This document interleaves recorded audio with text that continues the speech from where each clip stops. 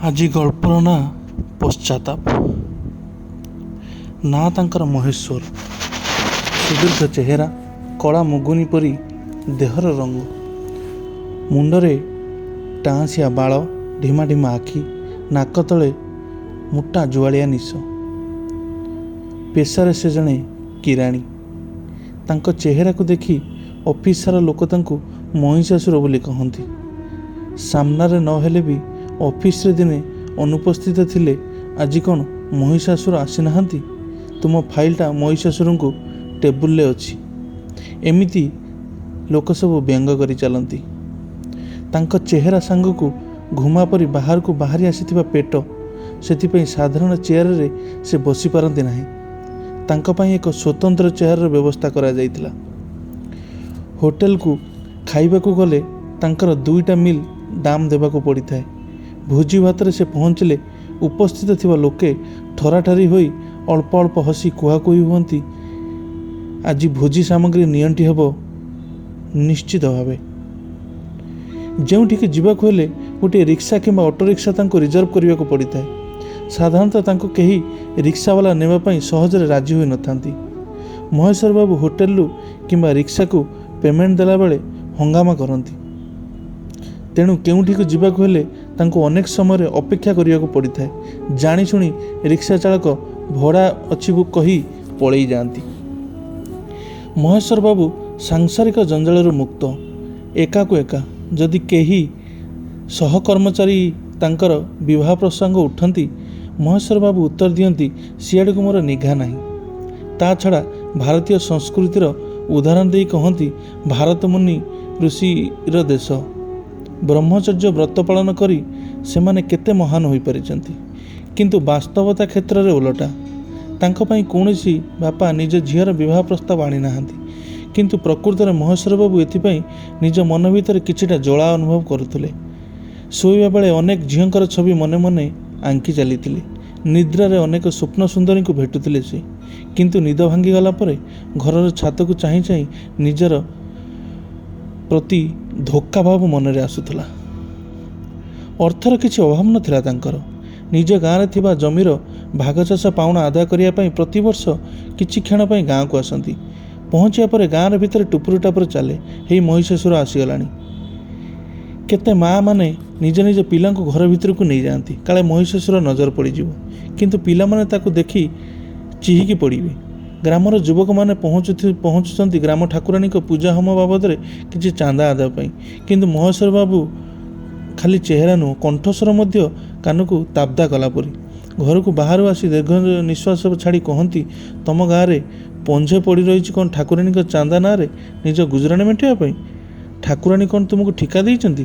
ନିଜ କଥା ବୁଝିବାକୁ ସମୟ ଖୋଜ। ଏଥିରୁ କ'ଣ ମିଳିବ? ଠାକୁରାଣୀ କ'ଣ ସତରେ ଭୋଗ ଖାଉଛନ୍ତି ନା ନାଟତାମସା ଦେଖୁଛନ୍ତି? ଏସବୁ ବାବଦରେ ମୁଣ୍ଡ ନ ପୁରାଇଲେ ଭଲ। ଠାକୁରାଣୀ ପୂଜା ପାଇଁ ତମ ପାଇଁ କ'ଣ ଅପୂଜା ରହିଯିବ? ସେଥିପାଇଁ ସେ କିଛି ଜମି ଚାଷ କରି ଖାଉଛି, ତୁମର କ'ଣ ସେଥିରେ ଯାଏ ଆସେ? ତା ଛଡ଼ା ମୁଁ ବଡ଼ ଅଭାବୀ ଲୋକ, ମୋ ଠାରୁ କିଛି ପାଇବାର ଆଶା ରଖନି। ଏମିତି କହି ମହିଷାସୁର ବାବୁ ଲୋକଙ୍କୁ ଧମକେଇ ଦିଅନ୍ତି।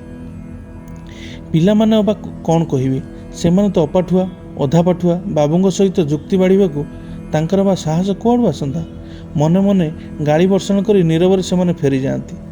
ଚାନ୍ଦା ଦେବା ତ ଦୂରର କଥା, ଗାଁରେ ତାଙ୍କର ରହଣି ସମୟରେ ଯଦି ଭିକାରୀଟିଏ ଆସେ, ତାଙ୍କ ବେଶୁ କଟୁ ମଧୁ ଭାଷଣ ଶୁଣାଇ ତାକୁ ବିଦା କରିଦିଅନ୍ତି। ମୋଟ ଉପରେ କହିବାକୁ ଗଲେ ସେ ଜଣେ ସଚ୍ଚା କୃପଣ ଲୋକ। ବର୍ଷ ପରେ ବର୍ଷ ବିତି ଯାଉଥାଏ। ହଠାତ୍ ତାଙ୍କର ପଡ଼ୋଶୀ ସମ୍ପର୍କୀୟ ଭାଇ ଜଣଙ୍କର ଦେହାନ୍ତ ହୋଇଗଲା। କିଛି ଦିନ ପରେ ଭାଉଜଙ୍କୁ ନେଇ ସେ ପାଖରେ ରଖିଲେ ଓ ପରେ ପରେ ତାଙ୍କୁ ବିବାହ କରିଗଲେ। ଯଦି ସେ ବାବଦରେ କେହି ପ୍ରଶ୍ନ ଉଠାନ୍ତି, ସେ ଉତ୍ତର ଦିଅନ୍ତି, ତୁମେ କ'ଣ ମହାଭାରତର କାହାଣୀ ଶୁଣିନ? ହସ୍ତିନାପୁର ରାଜବଂଶ ବିଲୁପ୍ତ ହେବାକୁ ଯାଉଥିଲା ବେଳେ ବ୍ୟାସଦେବଙ୍କ ଭଳି ମହାନ ତପସ୍ୱୀ ପୁଣି ଭାଇ ବୋହୂମାନଙ୍କ ସହିତ ପ୍ରୀତି ରଚନା କରି କୂଳ ରକ୍ଷା କରିଥିଲେ। ଭାଉଜଙ୍କୁ ବିବାହ କରି ମୁଁ କ'ଣ ଭୁଲ କରିଛି? ବର୍ଷ ପରେ ବର୍ଷ ବିତିଲା ସିନା, କିନ୍ତୁ ସନ୍ତାନଟିଏ ସମ୍ଭବ ହୋଇପାରିନଥିଲା ମହେଶ୍ୱର ବାବୁଙ୍କର। ସେଥିପାଇଁ ସେ ବହୁତ ଚିନ୍ତିତ ଥିଲେ। ହେଲେ କ'ଣ କରିବେ, ତାଙ୍କ ଭାଗ୍ୟ ନଥିଲା ବୋଧେ। ଗୋଟିଏ ବର୍ଷ ଭାଗ ଚାଷର ପାଉଣା ଆଦାୟ ପାଇଁ ସେ ଗାଁକୁ ଆସିଥିଲେ। କ'ଣ ହେଲା କେଜାଣି ହଠାତ୍ ଟିୱେଲ ପାଖରେ ପଡ଼ିଗଲେ ତ ଆଉ ଉଠି ପାରିଲେ ନାହିଁ। ସ୍ତ୍ରୀଙ୍କର ଚିତ୍କାର ଶୁଣି ଗ୍ରାମବାସୀମାନେ ଆସିଲେ। ବହୁ କଷ୍ଟରେ ବିଶାଳ ବପୁ ଧରି ମଣିଷଟିକୁ ଡାକ୍ତରଖାନାକୁ ନେଲେ। ଅନେକ ଚେଷ୍ଟା କରାଗଲା, ଅନେକ ଅର୍ଥ ମଧ୍ୟ ବ୍ୟୟ ହେଲା, କିନ୍ତୁ ମେରୁଦଣ୍ଡ ହାଡ଼ ଭାଙ୍ଗି ଯାଇଥିବାରୁ ସେ ଘରେ ପଡ଼ି ରହିଲେ। ଆଉ ଉଠିବା ସମ୍ଭବ ହେଲା ନାହିଁ। ସରକାରୀ ଚାକିରିଟି ଚାଲିଗଲା। ସ୍ତ୍ରୀଙ୍କର ଅବଶେଷ ଯତ୍ନ ହେତୁ ସେ କେବଳ ବଞ୍ଚି ରହିଥାନ୍ତି, ଆରୋଗ୍ୟ ହେବାର କୌଣସି ସମ୍ଭାବନା ନଥାଏ। ଦିନକୁ ଦିନ ଦେହ ବିଗିଡ଼ିବାକୁ ଲାଗିଲା। ଅବସ୍ଥା ଅସମ୍ଭାଳ ହୋଇ ପଡ଼ିଲା। ନିଜ ଜୀବନ ଉପରେ ସଂଶୟ ଆସିଲା ତାଙ୍କର। ଚାରିଆଡ଼େ ଅନ୍ଧାର ଦିଶିଲା। ଦିନେ ମନ୍ଦିରର ପୂଜକ ଗେଡ଼ୁ ନନାକୁ ଡକାଇ ମହେଶ୍ୱର ବାବୁ କହିଲେ, ନନା, ମୋର ସମୟ ଭଲ ନାହିଁ। ଦିନକୁ ଦିନ ଦେହ ବିଗିଡ଼ିବାରେ ଲାଗିଛି। ଜୀବନ ସାରା ଅର୍ଥ ଉପାର୍ଜନ କରିଛି, କିନ୍ତୁ ପାଇଲି କ'ଣ? ଖାଲି ନିରାଶା ଆଉ ହତାଶା। ଭାବୁଛି ମୋର ସମସ୍ତ ସମ୍ପତ୍ତି ଠାକୁରାଣୀଙ୍କ ମନ୍ଦିର ନିର୍ମାଣରେ ଲଗାଇଦେବି। ଏ ଖବର ଗାଁ ସାରା ବ୍ୟାପିଗଲା। ଲୋକ ଆଶ୍ଚର୍ଯ୍ୟଚକିତ ହୋଇଗଲେ। ମୁଠେ ଭିକ ଦେଉନଥିବା ଲୋକଟାର ଏ କି ପ୍ରକାର ଭାବାନ୍ତର! ଏକ ଅପୂର୍ବ ମାନସିକତା। ଅନେକ ବୟସ୍କ ଲୋକ କଥା ହେଉଥିଲେ, ନ ହେବ କାହିଁକି? ଦସ୍ୟୁ ରତ୍ନାକର ତ ପୁଣି ମହର୍ଷି ବାଲ୍ମୀକିରେ ପରିଣତ ହୋଇଥିଲା। ତାହା ହିଁ ହେଲା। ମନ୍ଦିର ନିର୍ମାଣ କାର୍ଯ୍ୟରେ ସମସ୍ତ ଗ୍ରାମବାସୀ ଦିନରାତି ବ୍ୟୟିତ କରିଥିଲେ। ପୂର୍ଣ୍ଣାଙ୍ଗ ବି ହେଲା। କ୍ରମଶଃ ମହେଶ୍ୱର ବାବୁଙ୍କର ସ୍ୱାସ୍ଥ୍ୟ ସଙ୍କଟାପନ୍ନ ହେବାକୁ ଲାଗିଲା। ଗେଡ଼ୁ ନନାକୁ ଡାକି ଶ୍ଲୋକଟିଏ ସିଏ ଲେଖିଲେ, ଆହାର ନିଦ୍ରା ଭୟ ମଥୁନଚ ସାମାନ୍ୟ ଏତେ ପଶୁଭି ନରାଣାଂ ଧର୍ମାହିତ ସାଙ୍ଗ ଅଧିକ ବିଶେଷ ଧର୍ମେଣ ହୀନ ପଶୁଭି ସମାନ। ଲେଖି ନେବାକୁ ଦେଇ ମନ୍ଦିରର ସମ୍ମୁଖ ଭାବରେ ଖୋଦିତ କରିବାକୁ ଅନୁରୋଧ କରିଥିଲେ। କିଛି ଦିନ ବ୍ୟବଧାନରେ ତାଙ୍କର ଦେହାନ୍ତ ହୋଇଗଲା। ଘୃଣାରେ କିମ୍ବା ଭୟରେ ପାଖ ପଶୁନଥିବା ଲୋକମାନେ ଭାବୁଥିଲେ, ଏ କି ଅଦ୍ଭୁତ ଲୀଳା ମା ଠାକୁରାଣୀଙ୍କର। ଏ ଲେଖାଟି କେତୋଟି କଥା ଓ କିଛି କବିତା, ଗଳ୍ପ ଓ କବିତା ପୁସ୍ତକରୁ ନିଆଯାଇଛି। ଲେଖକ ହେଉଛନ୍ତି ରମାକାନ୍ତ ପଣ୍ଡା, ନାରାୟଣପୁର, ଧାମନଗର, ଭଦ୍ରକ। ଯଦି ଆପଣଙ୍କୁ ଏ ଗପଟି ଭଲ ଲାଗିଛି ତାହେଲେ ଏ ଚ୍ୟାନେଲଟିକୁ ଲାଇକ୍ ଆଉ ସବସ୍କ୍ରାଇବ୍ କରିଦେବେ। ଆଉ ଯଦି କିଛି ସୁନ୍ଦର ସୁନ୍ଦର ଗପ ଆଉ କବିତା ଶୁଣିବା ପାଇଁ ଚାହୁଁଛନ୍ତି ତାହେଲେ ମୋତେ କମେଣ୍ଟ ବକ୍ସରେ ନିଶ୍ଚିତ ଜଣାଇବେ।